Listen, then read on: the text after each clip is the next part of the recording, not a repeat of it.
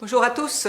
Nous lançons ici un appel solennel aux élus locaux, aux élus de la nation, aux sénateurs tout particulièrement, mais aussi à nos sympathisants et à tous les citoyens pour se mobiliser, pour empêcher le Sénat d'adopter la loi de modernisation des élections présidentielles, présentée par Jean-Jacques Urvoas avant d'être ministre, et qui va être examinée par le Sénat donc le mercredi et le jeudi prochain, le 17 et le 18 février. Car cette loi n'a qu'un seul but, qui est celui de réduire à néant la possibilité pour les partis qui ne sont pas parmi les grandes formations, le LR, le PS et le FN, leur possibilité d'exprimer leurs propositions à la nation. D'autres partis que le nôtre sont montés déjà au créneau pour dénoncer cette loi, mais force est de constater que la loi vise particulièrement Jacques Cheminade. D'ailleurs, Jean-Jacques Urvoas ne s'en est pas caché, puisque lorsqu'il a présenté cette loi le 16 décembre à l'Assemblée nationale, il a visé nommément Jacques Cheminade. Il a dit, voilà, cette loi qui devait assurer l'égalité des paroles à tous les candidats, quelle que soit leur taille, c'est ce que De Gaulle avait prévu à son époque, n'est plus tout à fait idéal, puisqu'on est déjà quelque part sous le règne de l'équité. Mais il y a une hypocrisie qui, jusqu'à présent, empêche de dire que Jacques Cheminade, qui n'a fait que 0,25% de voix aux élections, n'a pas donc, à attendre une égalité de temps de parole comme les autres candidats qui ont de meilleurs sondages que lui, grosso modo. Alors, pourquoi est-ce que Jean-Jacques Urvoas a pris la peine de dénoncer Jacques Cheminade?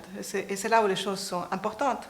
Parce que Jacques Cheminade est le seul candidat, en 1995 et en 2012, à avoir mis sur le tapis la question essentielle de la crise financière qui arrivait, c'est des effets destructeurs qu'elle aurait sur l'économie mondiale et les populations, et avoir mis sur la table les propositions pour en sortir. Or, que constate-t-on aujourd'hui? Le président de la République, qui a fait une intervention jeudi dernier pour annoncer des mesures, tout un remaniement gouvernemental qui doit l'amener à 2017, etc., n'a pas cru bon d'évoquer le fait qu'il y a une crise, que cette crise financière qui n'a pas été résolue suite au fait que les propositions de Cheminade n'avaient pas été adoptées, est revenue avec une force bien plus grande que la précédente. C'est dit aujourd'hui par Le Parisien, par Le Figaro, par Libération, ce n'est plus un secret pour personne.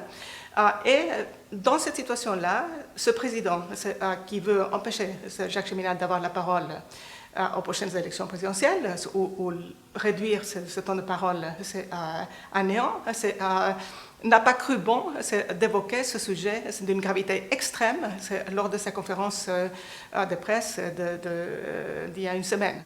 Les banques qui n'ont jamais été assainies affichent aujourd'hui, par exemple pour les banques italiennes, 200 à 400 milliards d'euros de créances douteuses. La Deutsche Bank, qui est le grand géant bancaire allemand et international, est au bord de la faillite. En plus de cela, il y a une crise du secteur du pétrole qui est en train de s'effondrer sous un prix en dessous de $30 le baril et qui emporte avec lui des centaines de milliards de dollars d'investissements à haut risque. Et enfin, la bulle que Jacques Cheminade avait dénoncée à son époque enfle. Et aujourd'hui, elle atteint plus de 800 000 milliards de dollars de paris, des produits dérivés.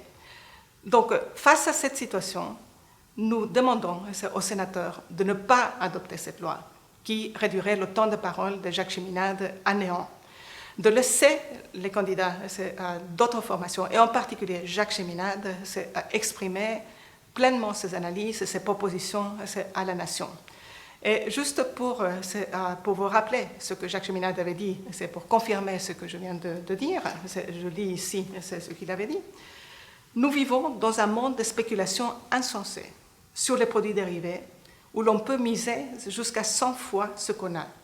Le trafic de drogue, ce qui est une partie intégrante du système financier et monétaire international avec le blanchiment d'argent. Tout cela forme une bulle financière qui enfle et qui détruit tout. Je pense, a-t-il dit, contre ceux qui l'attaquer pour ses propos, je pense que les autres riront moins quand ils verront, peut-être cette fois-ci, peut-être bientôt, ou en tout cas très vite, qu'un krach financier international, une désintégration du système financier et monétaire se produira. Et j'aurais été celui qui l'a dit, et à ce moment-là, je pense qu'on me regardera d'une autre manière avec une autorité certaine.